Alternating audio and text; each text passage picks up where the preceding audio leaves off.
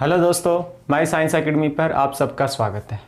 हम पढ़ रहे हैं एनसीईआरटी फिजिक्स क्लास 12 का चैप्टर नंबर 1 और लास्ट क्लास तक हम देख चुके हैं आवेश के बारे में, आवेश की प्रॉपर्टीज़ के बारे में और आवेशित करने की विधियों के बारे में। हम आज अध्ययन करेंगे कूलाम का नियम।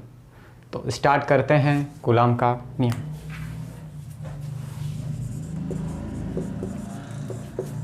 कूलाम का नियम। तो दोस्तों, कूलाम का नियम स्टार्ट करने से पहले हम देख लेते हैं कि कोई आवेश होता है, उसके पास अन्य आवेश ले जाने पर दोनों के मध्य कुछ क्रिया होती है। यानी कि होता क्या है कि एक आवेश के पास दूसरा आवेश ले जा रहे हैं तो इनके बीच एक खिंचाव या फिर रिपेल या फिर अट्रैक्ट, यानी इन दोनों के बीच आकर्षण हो सकता है, इनको दोनों के बीच प्रतिकर्षण हो रहा, यानी कि इनके मध्य कोई ना कोई ऐसा बल कार्य कर रहा है जिसके कारण इसमें रिपेल या अट्रैक्शन होता है। इसे हम कहते हैं विद्युत बल, कि एक आवेश के पास दूसरा आवेश ले जाने पर वह रिपेल या अट्रैक्शन महसूस करता है, तो इसे हम कहते हैं वैद्युत बल।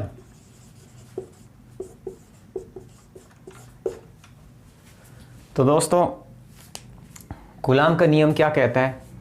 एक बात मैं आपको बता दूं कि हम इलेक्ट्रोस्टैटिक्स पढ़ रहे हैं, तो जहां भी मैं आवेश का नाम लूंगा तो वो एक स्थिर आवेश होगा। तो कूलाम का नियम क्या कहता है कि दो स्थिर बिंदुवत आवेशों के मध्य कार्य करने वाला कूलाम बल उन दोनों आवेशों के गुणनफल के, यानी दोनों आवेश हैं उनके परिणामों के गुणनफल के समानुपाती एवं उन दोनों आवेशों के बीच की दूरी के वर्ग के व्युत्क्रमानुपाती होता है, ऐसा कूलाम कहता है।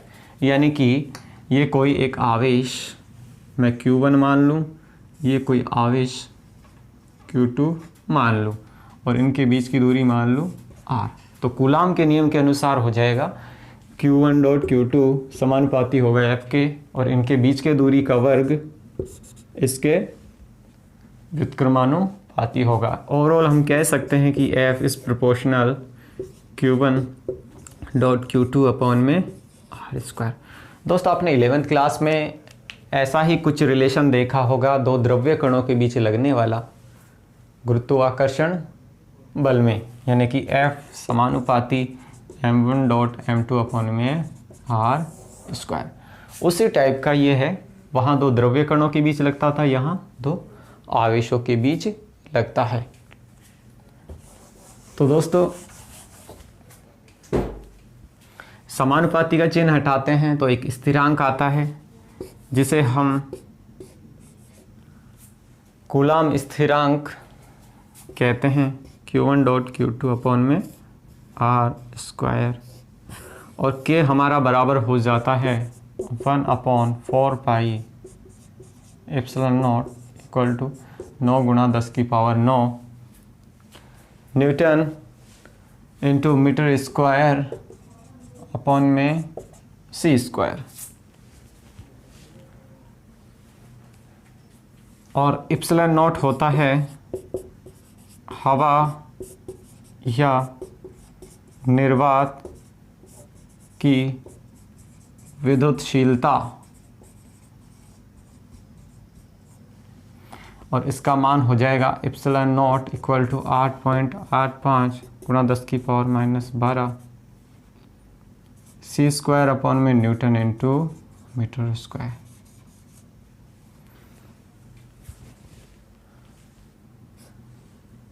तो दोस्तों, यहाँ से एप्सिलॉन नॉट की हम वीमा भी निकाल सकते हैं।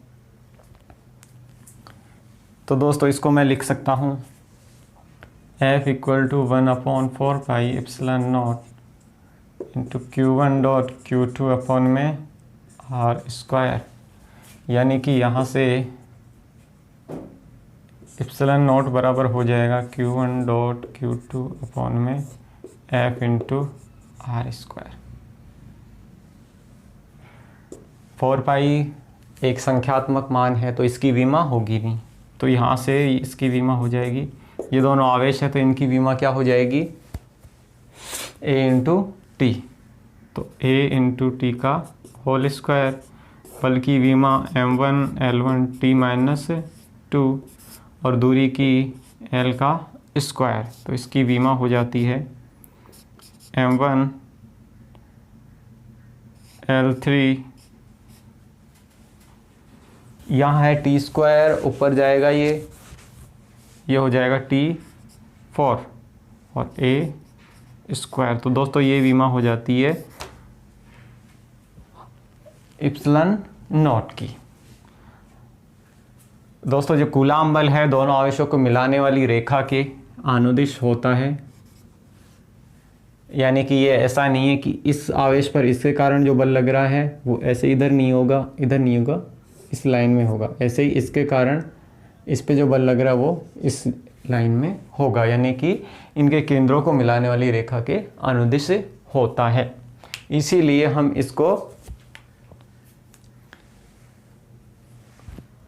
व्युत्क्रम वर्ग का नियम भी कहते हैं, क्योंकि जो बल है इनके दूरी के वर्ग के व्युत्क्रम के समानुपाती होता है, और ये बल है जो माध्यम पे निर्भर करता है। अर्थात हम कह सकते हैं कि जो कूलाम बल है इनके बीच माध्यम अलग होने पर इसका मान भी चेंज हो सकता है। नेक्स्ट इसमें हम देखते हैं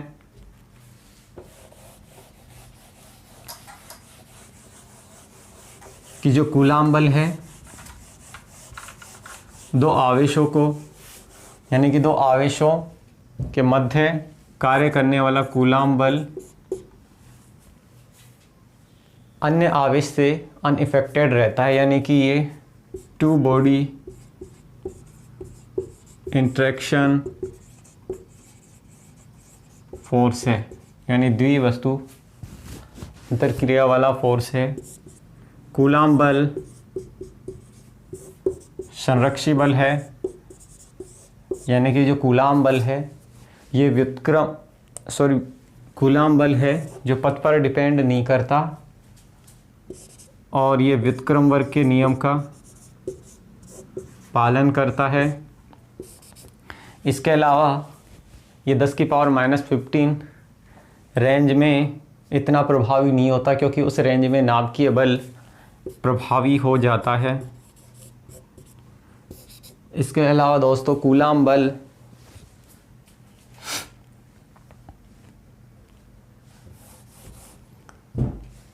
स्थिर विद्युत केंद्रीय बल होता है।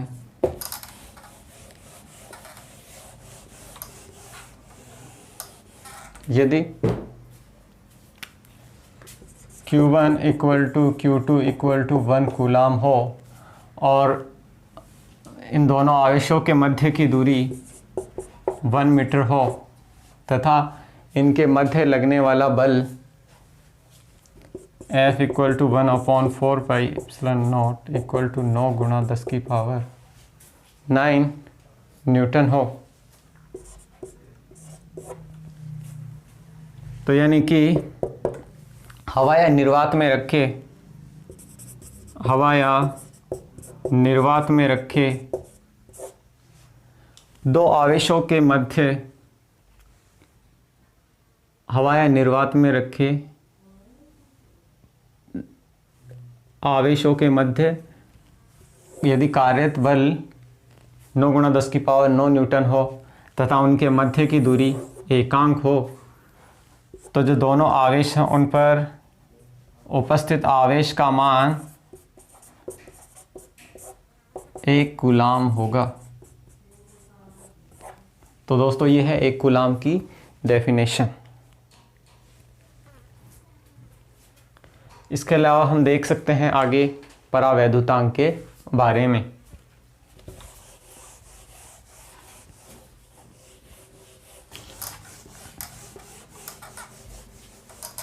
तो परावैद्युतांक क्या होता है दोस्तों? परावैद्युतांक एक तरह का कुचालक पदार्थ होता है।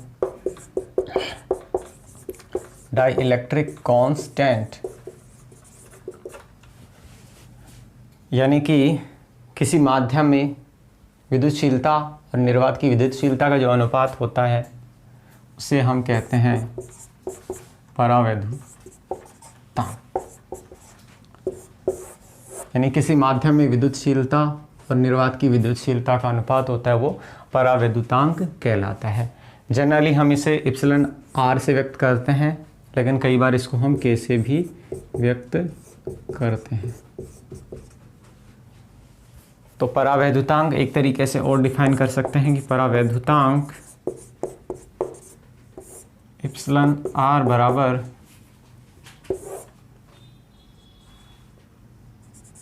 हवा या निर्वात में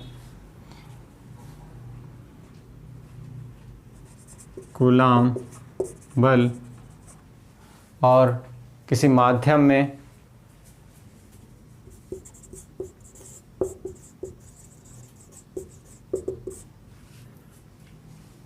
कूलाम बल। तो दोस्तों ये क्या हो जाएगा 1/4πε0। तो यहाँ हो जाता है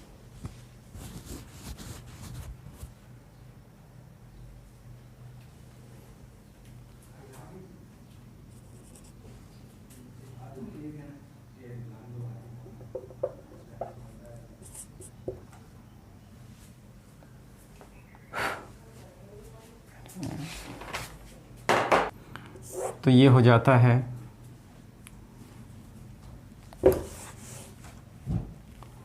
1/4πε, हवाई निर्वात में मान लेते हैं एप्सिलॉन 0 इंटू Q1.Q2 अपॉन में R² अपॉन में 1/4π, और किसी माध्यम में इसको ले लेता हूँ मैं E एप्सिलॉन m, तो Q1.Q2 अपॉन में R²। तो दोस्तों ये कट जाएंगे और ये आ जाता है यहाँ से epsilon R equal to epsilon m और में एप्सिलॉन 0। ये एप्सिलॉन R है, इसे हम परावैद्युतांक या विशिष्ट विद्युतशीलता या आपेक्षिक विद्युतशीलता कहते हैं, और ये एक विमाहीन राशि है। तो इसके बाद हम देख लेते हैं कि जो परावैद्युतांक है अलग अलग माध्यमों में ये जो कूलाम बल है उस पर कैसे इफ़ेक्ट डालता है। तो पहले ले लेते हैं निर्वात या हवा में विद्युत बल कितना होता है, और यहाँ से एक रिलेशन और लिख सकते हैं दोस्तों कि F बराबर epsilon R equal to F0 upon में FM।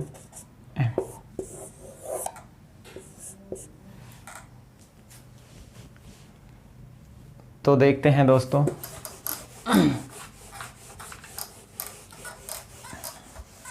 यदि माध्यम हमारा निर्वात या हवा हो, निर्वात या हवा में वैद्युत बल, तो दोस्तों निर्वात या हवा के लिए K का मान होता है 1। तो जो वैद्युत बल है उसका मान क्या होगा सर्वाधिक, epsilon R equal to epsilon m upon epsilon not, या फिर एप्सिलॉन R या फिर K इक्वल टू हो जाएगा F0 अपॉन में F, यानी कि यहाँ से हम निकाल सकते हैं Fm equal to F0 upon में K। तो ये 1 अपॉन में हो जाएगा, तो ये हमारे पास क्या होगा अधिकतम प्राप्त होगा कि K इक्वल टू 1 हो जाता है, तो Fm इक्वल टू F0, यानी कि जो वैद्युत बल है हमें मैक्सिमम प्राप्त होता है। ऐसे हम देख लेते हैं दोस्तों कि यदि माध्यम सुचालक हो या धातु हो तो तो के लिए ये हमारे पास मान होता है इन्फिनेटिव। धातुओं के लिए यानी कि सुचालक माध्यम हो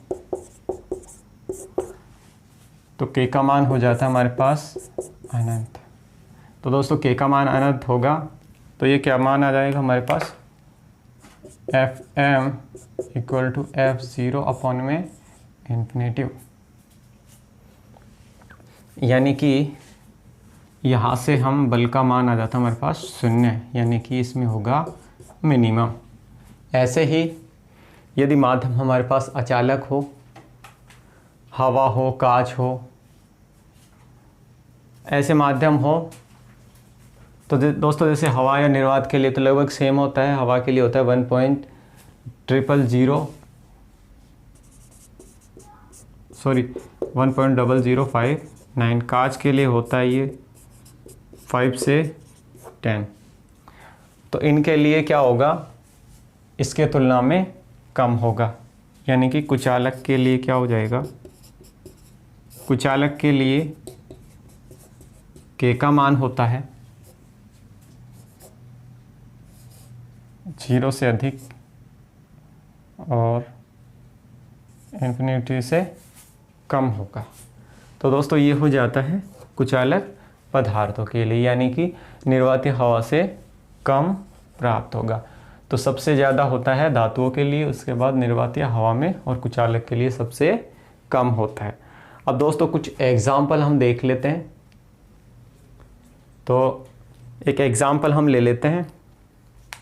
यदि दो आवेश हैं, उनके मध्य कांच की प्लेट रख दी जाए, यानी कि दो आवेशों के मध्य पर आवेदुतांक का क्या प्रभाव हो रहा है यदि कांच की प्लेट रख दी जाती है, और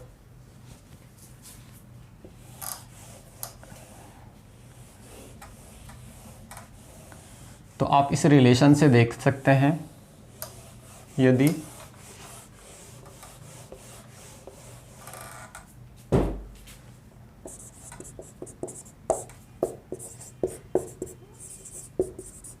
दो आवेशों के मध्य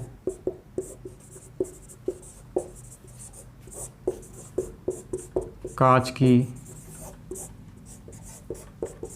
प्लेट रख दी जाए, तो यदि दो आवेशों के मध्य कांच की प्लेट रख दी जाए, यानी कि माध्यम कैसा आ गया, कांच, तो F M equal to F zero upon में होता है के। तो के लिए, कांच के लिए के का मान होता है 5 से 10, यानी कि इस कंडीशन में जो बल का मान है ये पहले की तुलना में क्या हो जाएगा, बल पहले से कम प्राप्त होगा। यानी जैसे जैसे के का मान बढ़ता जाएगा तो इसका मान कम होता जाएगा। इसके अलावा एक एग्जांपल और देख लेते हैं कि यदि शुद्ध जल का परावैद्युतांक 81.0 हो तो इसकी निरपेक्ष विद्युतशीलता क्या होगी। तो देख लेते दोस्तों।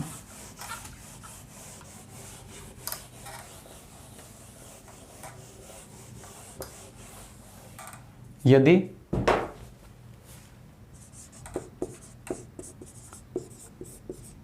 शुद्ध जल का परावैद्युतांक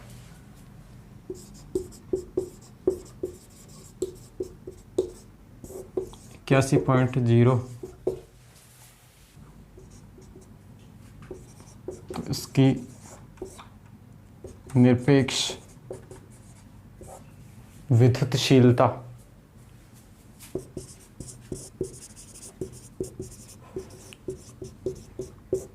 क्या होगी। यानी कि शुद्ध जल है, उसका परावैद्युतांक दे रखा है हमें, तो इसकी निरपेक्ष विद्युतशीलता क्या होगी। यानी कि इप्सिलॉन एम क्या होगा, इप्सिलॉन 0 इंटू इप्सिलॉन आर। ये रिलेशन होता है हमारे पास ये वाला कि इप्सिलॉन एम बराबर इप्सिलॉन आर इंटू इप्सिलॉन 0। तो दोस्तों ये दे रखा है हमें, ये दे रखा है, इसका मान है हमारे पास 81.0 इंटू एप्सिलॉन नॉट का मान हम जानते हैं 8.85 गुणा 10 की पावर माइनस 12, 8.85 गुणा 10 की पावर माइनस 11। तो ये हमारे पास आ जाता है अपन में न्यूटन इंटू मीटर स्क्वायर। तो दोस्तों यदि इन तीनों में से कोई भी एक मान दिया हो तो हम ये तीनों मान निकाल सकते हैं। इसके बाद हम देखते हैं कूलाम के नियम का सदिश निरूपण। चूँकि बल एक सदिश राशि है तो जो कूलाम है उसका भी सदिश निरूपण हम कर सकते हैं। तो जो कूलाम के नियम का सदिश निरूपण है ये क्या कहता है कि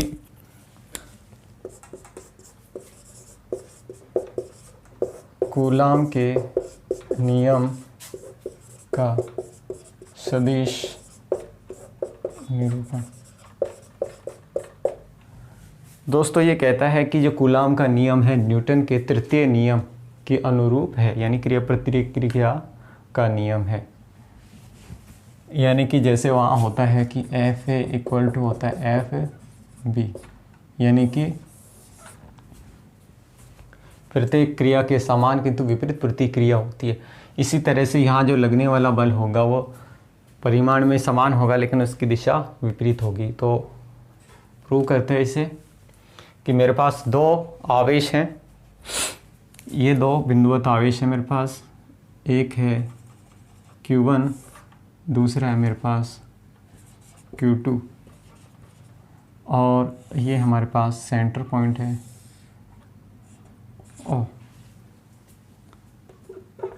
तो दोस्तों इसकी दूरी है R1 और इसकी दूरी है R2। Q1 पर Q2 के कारण लगने वाला बल है F12 वेक्टर और Q2 पर Q1 के कारण लगने वाला बल है F21 वेक्टर।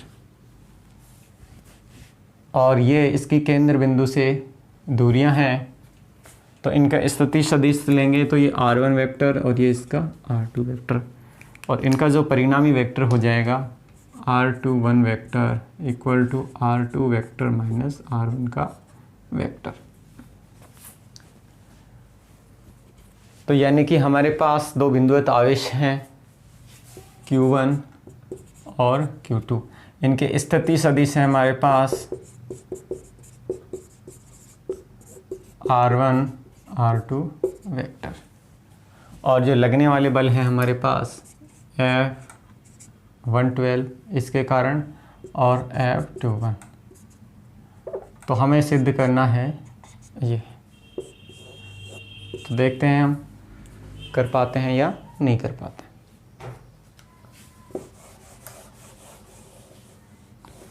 तो Q1 Q2 पर Q1 के कारण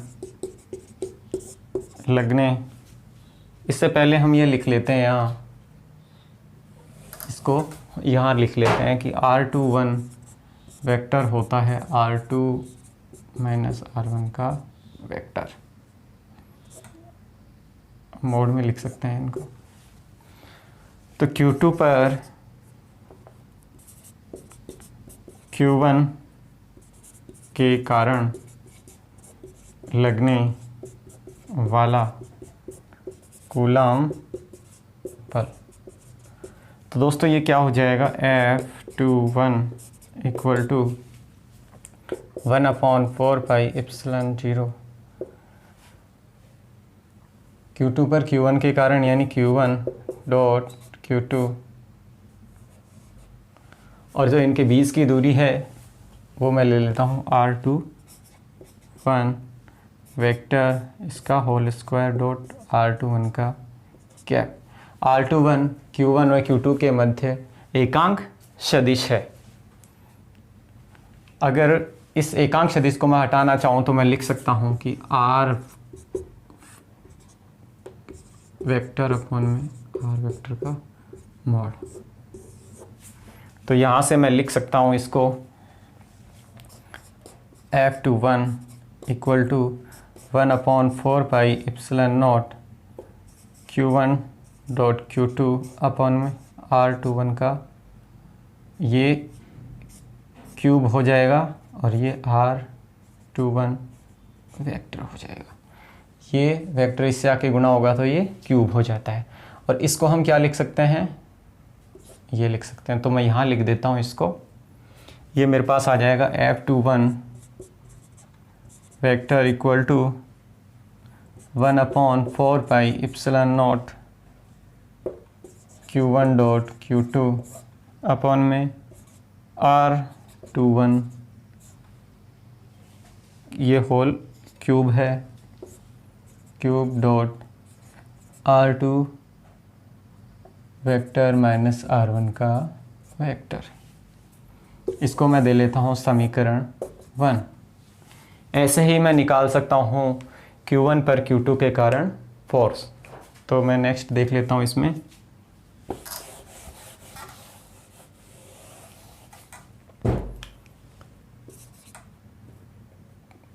Q1 पर Q2 के कारण कूलाम बल, तो ये हो जाएगा दोस्तों F12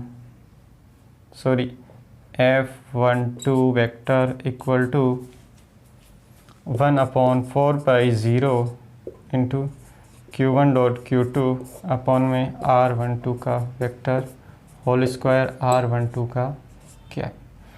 इसी तरह से इसको हम चेंज कर सकते हैं और लिख सकते हैं कि F12 vector equal to 1/4 pi epsilon not Q1 dot Q2 R vector 12 का होल क्यूब और R vector 12।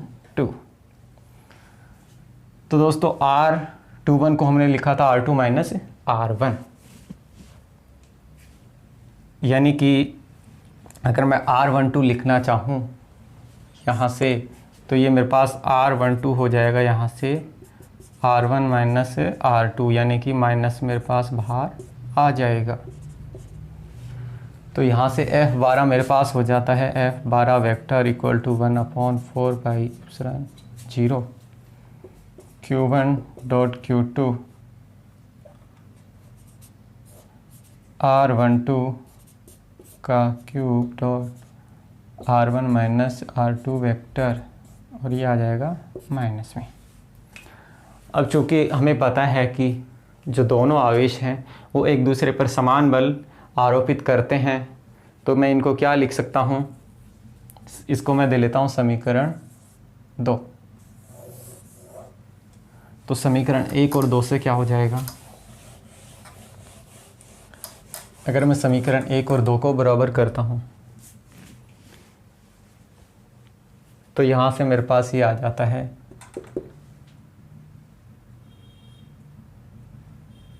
R2 vector minus R1 vector equal to minus R1 minus R2 vector, यानी कि जो ये एकांक सदिश था उनका अंतर में विपरीत चिन्ह आ रहा है। इसका मतलब ये हुआ कि जो F2 वेक्टर इसका परिमाण है ये बराबर होगा F12 वेक्टर के परिमाण के, लेकिन इनकी डायरेक्शन क्या होगी, अलग अलग होगी। ये बल इधर लग रहा है, ये बल इधर लग रहा है, यानी कि ये आ गया हमारा जो न्यूटन का तृतीय नियम के अनुरूप ही ये आ जाता है। यानी कि हम कह सकते हैं कि कूलाम के नियम से न्यूटन के तृतीय नियम का सत्यापन होता है, या फिर कूलाम का नियम न्यूटन के नियम के कैसे अनुरूप है हम ये सिद्ध कर सकते हैं, या फिर कूलाम के नियम का सदिश निरूपण क्या है, इससे न्यूटन का नियम का प्रतिपादन कैसे होता है, तो हम ऐसे कर सकते हैं। तो दोस्तों आपने मेरे को पेशेंस से सुना, इसके लिए धन्यवाद।